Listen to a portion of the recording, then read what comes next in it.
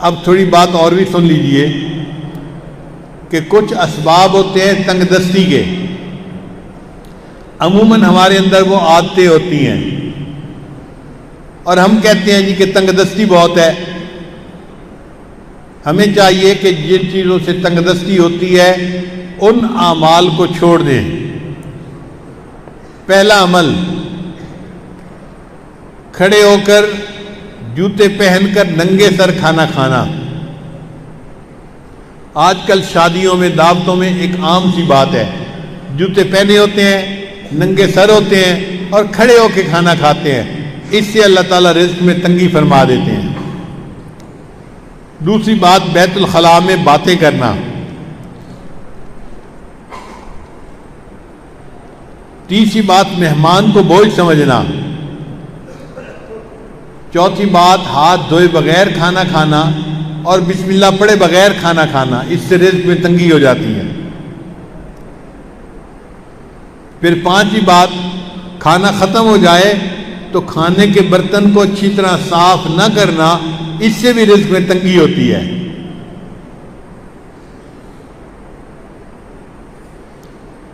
پھر چھٹی بات، مسجد میں دنیا کی باتیں کرنا۔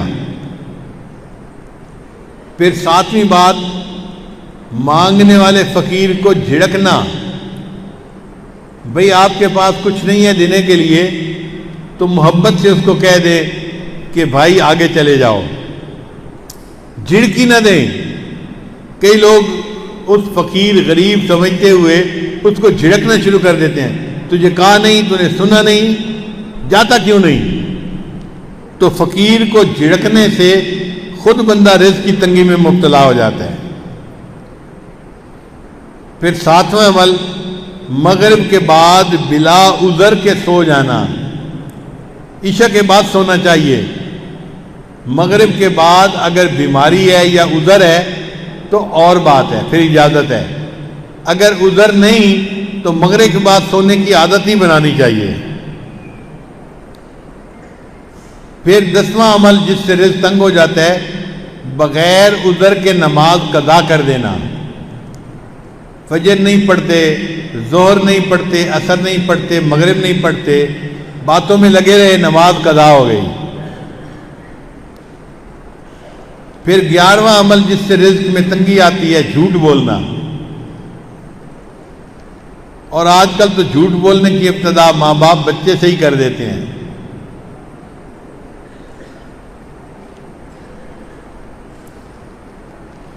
پھر 12واں عمل جس سے رزق میں تنگی ہوتی ہے، گانے بجانے میں دل لگانا۔ گانے پسند ہوتے ہیں تو آپ دیکھیں گاڑیوں میں ہر وقت ٹوں ٹوں ہوتی رہتی ہے، گانے لگے ہوئے ہوتے ہیں، میوزک لگی ہوتی ہے۔ پھر 13واں عمل جس سے رزق میں تنگی آتی ہے، اولاد کو برا بھلا کہنا۔ کچھ جاہل ماں باپ کو اولاد کو گالیاں دینے میں مزہ آتا ہے۔ ماں ہے تو گالیاں دیتی ہے، باپ ہے تو گالیاں دیتا ہے۔ اولاد کو گالیاں دینے سے اللہ تعالیٰ بندے کو رزق کی تنگی میں مبتلا کر دیتے ہیں۔ اس لیے غصے میں بھی اولاد کو دعا دینی چاہیے۔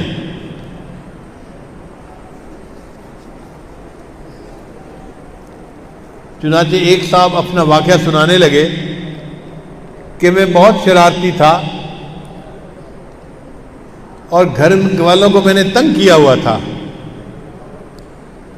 ایک دن کیا ہوا کہ گھر میں مہمان آئے ہوئے تھے تو میری والدہ نے دال بنائی مہمانوں کے لیے، اور میں نے ایک مٹھی ریت کی بھری اور آ کر ہنڈیا میں ڈال دی۔ اب جب مہمان کھانا کھانے لگے تو دال کے اندر ریت تھی، تو کھانا تو نہیں کھایا جاتا نا، تو مہمانوں کو بھی پریشانی ہوئی اور گھر والوں کو بھی پریشانی ہوئی۔ اب جب گھر والوں کو پریشانی ہوئی تو میرے والد تو غصے میں کہ جس نے یہ کیا ہے میں اس کی پٹائی کرتا ہوں۔ کہنے لگے کہ میری والدہ کو پتہ چلا تو میری والدہ نے پتہ کیا کہ یہ کام کیا کس نے ہے، تو ماں کو بچوں کا پتہ ہوتا ہے، اس نے کہا کہ فلاں نے کیا ہوگا۔ مجھے پکڑ کے لایا گیا اور مجھے پوچھا گیا کہ کیا تم نے یہ حرکت کی، سالن کے اندر تم نے ریت ڈالی، تو امی کے سامنے میں نے اقرار کر لیا، ہاں امی یہ شرارت میں نے کی تھی۔ کہنے لگے کہ یہ شرارت کا جب میں نے اقرار کیا تو غصے میں میری ماں نے مجھے کہا، اچھا تو نے مہمانوں کو تکلیف پہنچائی اور سالن کے اندر تو نے ریت ڈالی، اللہ تعالیٰ تجھے حرم کا امام بنا دے۔ تو وہ کہتے ہیں کہ اللہ نے میری ماں کی دعا کو قبول کر لیا اور آج اللہ نے مجھے دونوں حرم کا امام بنا دیا۔ یہ واقعہ کس کا تھا؟ قاری سدیس کا تھا جو حرم کے امام ہیں۔ انہوں نے اپنی زندگی کا واقعہ سنایا کہ میں نے یہ حرکت کی تھی، میری والدہ نے مجھے بد دعا دینے کی بجائے دعا دی تھی، بیٹا اللہ تجھے حرم کا امام بنا دے، اور آج میری ماں کی دعا قبول ہوئی اور اللہ نے مجھے حرم کا امام بنا دیا۔